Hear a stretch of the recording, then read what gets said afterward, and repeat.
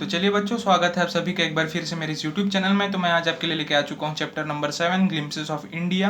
और जैसे last video में हमने कवर किया था फ्रॉम द डायरी ऑफ एने फ्रैंक चैप्टर नंबर 4, लेकिन जो चैप्टर 5 और चैप्टर 6 जो 100-1 और 100-2 है वो आपकी इस सेशन से डिलीट है। तो ग्लिम्पसेस ऑफ इंडिया में चैप्टर का नाम देखते ही आप समझ पा रहे होंगे कि इसमें हम एक झलक दिखाएंगे इंडिया के बारे में। और ग्लिम्पसेस ऑफ इंडिया जो चैप्टर 7 है उसमें 3 पार्ट हैं। सबसे पहला है अ बेकर फ्रॉम गोवा, फिर कुर्ग है, अ टी फ्रॉम असम है। तो सबसे पहले आज इस वीडियो में हम कवर करेंगे पार्ट 1। तो मैं आपको थोड़ा सा आउटलाइन बता देता हूँ कि इस चैप्टर में आखिर होने क्या वाला है। तो जो ऑथर है वो अपने चाइल्डहुड मेमोरी को शेयर कर रहे हैं कि किस तरीके से गोवा में ब्रेड बहुत ज़्यादा फेमस हुए। वो अपने बचपन के टाइम को बताएंगे कि कैसे अपने फ्रेंड फैमिली के साथ कि ब्रेड्स खाया करते थे। हम इस चैप्टर में ये भी देखेंगे बहुत सारे वैरायटी ऑफ ब्रेड के बारे में हम जान पाएंगे और एक ट्रेडिशन बन गया था गोवा में। तो चलिए बिना किसी देरी के हम शुरुआत करते हैं।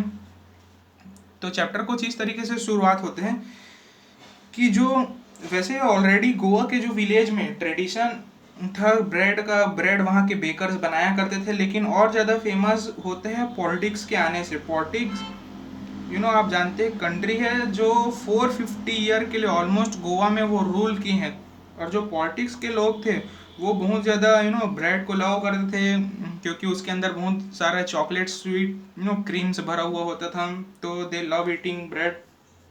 धीरे धीरे करके वहाँ के प्रोफेशन चलते गए, आगे बढ़ते गए और बहुत सारे जनरेशन बाई जनरेशन दुकान चलते गए। पहले दादा थे, उसके फादर आए, फिर उसके सन्स है।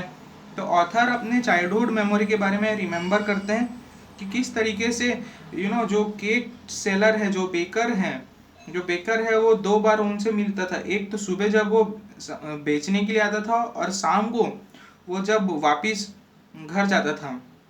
और इसमें जो ऑथर है वो ये भी बताता था कि हम सुबह किस तरीके से उठते थे और वो जो बेकर है वो किस तरीके से बेचने आते थे ब्रेड को।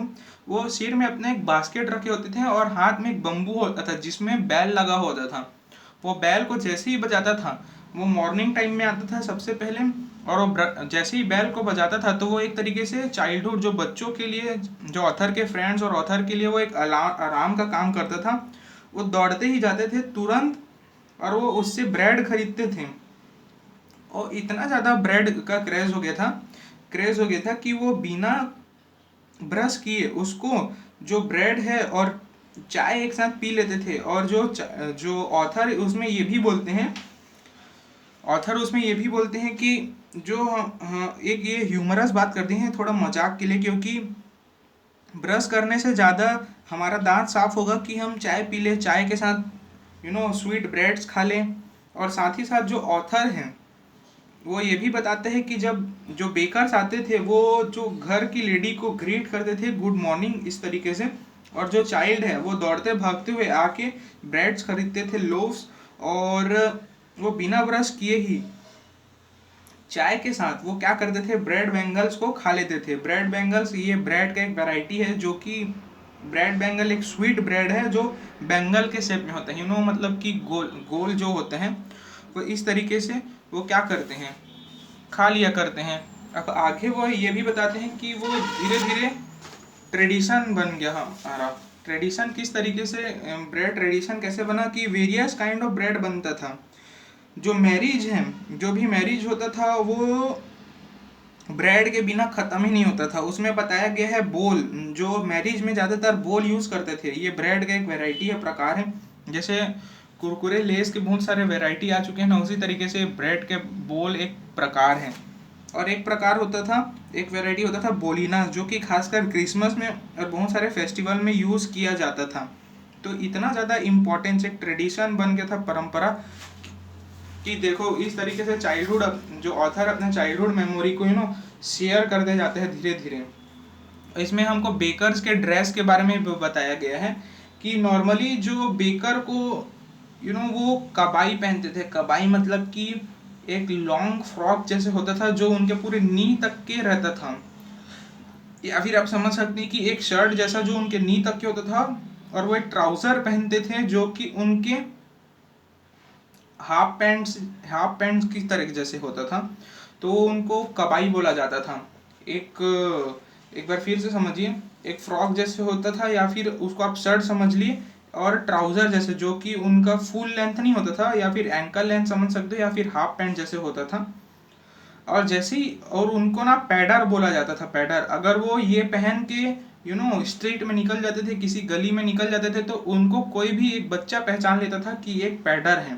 पैडर मतलब कि जो केक बनाने वाला बेकर, उसको हम चैप्टर में पैडर बोला गया है।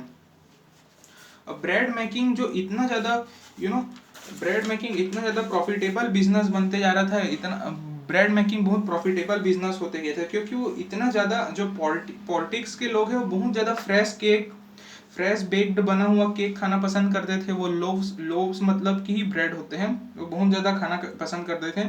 नॉर्मली क्या होता था कि जो बेकर है, मतलब कि जो ब्रेड सेलर है, वो जैसे कि कोई भी खाने के लिए एक दुकान में गया, तो ऑलमोस्ट वो 1 महीने के बाद ही वो बिल को पे करते थे। और वो क्या करते थे मालूम है, वॉल में वो नोट डाउन करते थे, पेंसिल से वो लिख देते थे कि फॉर एग्जांपल अब पर्टिकुलर आदमी, एक इंडिविजुअल आदमी इतने रुपए का ब्रेड्स खाया है, तो उसको वो एक दीवार में नोट कर लिया करते थे।